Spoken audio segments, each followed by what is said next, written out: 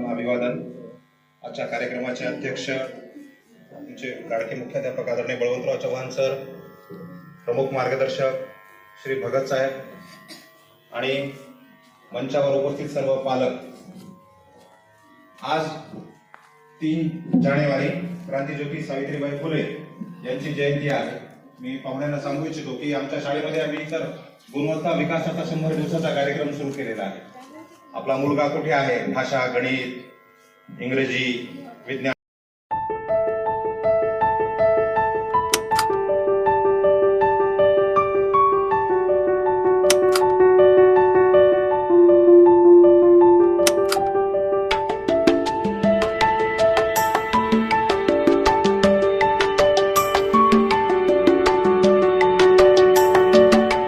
शिक्षकांच्या मदतीने त्यांच्या विकासासाठी प्रयत्न केला पाहिजे।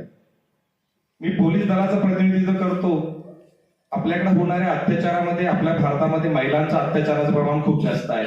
आपण काल परवा बघितलं असेल तर इथल्या एका महिलेनं गळफास घेऊन आत्महत्या केली, परवालाच आपल्या या शिक्षक कॉलनीमध्ये एका महिलेनं। आणि बऱ्याचदा आपण बघितलं तर विहिरीत पाय घसरून पडणारी, झाडाला लटकलेली किंवा स्टोवची चिमणी अंगावर पडून पेटलेली दुर्दैवानं महिलाच असते। त्या महिला अत्याचाराची सुरुवात ही घरापासून आणि खूप यातून होते। महिलांना अत्याचारांना बळी पडू नये आणि त्यांना त्यातून न्याय मिळावा यासाठी सरकार, आपली व्यवस्था अतिशय संवेदनशीलतेने काम करते आहे। महिलांनंतर सर्वात जास्त शोषण होतं लहान मुलांचं, लहान मुलं असतो आणि अशा काळात वयोगटात त्यांचे व्हिक्टिमायझेशन केलं जातं। त्यासाठी हा पोक्सो हा कायदा करतो।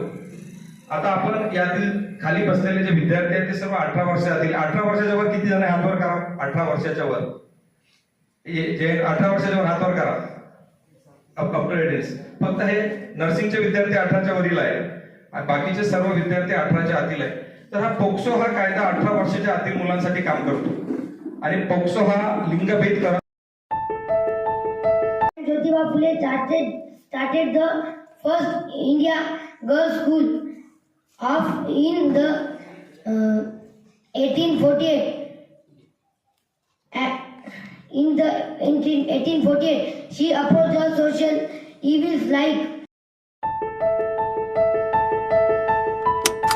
उनका विवाह ज्योतिराव फुले इनके साथ हुआ। उनका जन्म 3 जनवरी 1831 में हुआ था, सातारा जिले के नायगांव में हुआ। उनके माँ का नाम लक्ष्मीबाई, पिता का नाम खंडोजी देव से था। मैं उन्हें नमन करना चाहता हूँ क्योंकि उन्हीं की वजह से आज मैं इस मंच पर खड़े होकर आपको भाषण देने योग्य बन पाया हूँ। अगर वे नहीं होती तो बहुत सारी लड़कियां और स्त्रियां घर 4 दीवारी में ही चूल्हा चौका संभालते हुए अपना जीवन उजाड़ देती। आज हम सभी को शिक्षा का महत्व पता है, लेकिन आज से 200 साल पहले स्त्री को और लड़कियों को स्त्री शिक्षा यह शब्द पता ही नहीं था। स्त्रियों को घर के बाहर जाना तक मना था। ऐसी विषम कठिन परिस्थिति में आज 3 जानेवारी आपण क्रांतीज्योती सावित्रीबाई फुले जयंती साजरी करीत आहे। सर्वप्रथम सावित्रीबाई फुले यांना माझा त्रिवार वंदन। सावित्रीबाई फुले या भारताच्या पहिल्या महिला शिक्षिका होत्या। त्याचा जन्म जगाची शिलेदार सन्मान्य व्यासपीठावरील गुरुजन वर्ग आणि माझे मित्र आणि मैत्रिणी, सर्वांना माझा नमस्कार। माझे नाव रामज्ञानेश्वर राठोड। आज मी आपल्या समोर सावित्रीबाई फुले यांच्याशी बोलणार आहे। सर्वप्रथम सावित्रीबाईंना माझा त्रिवार वंदन।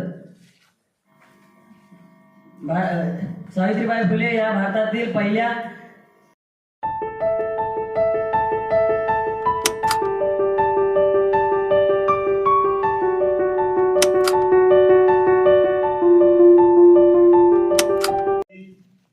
हिंदी आणि मराठी तिन्ही भाषेचा प्रयोग करून आपलं मनोगत, आपले विचार मांडले।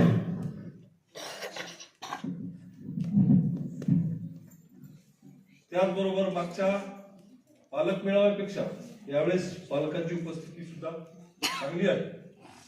मित्रो,